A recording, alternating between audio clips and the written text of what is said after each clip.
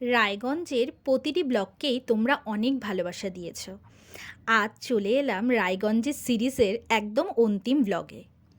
এখন আমরা যাচ্ছি রায়গঞ্জের সবচেয়ে বিখ্যাত মন্দির দেবপুরীতে।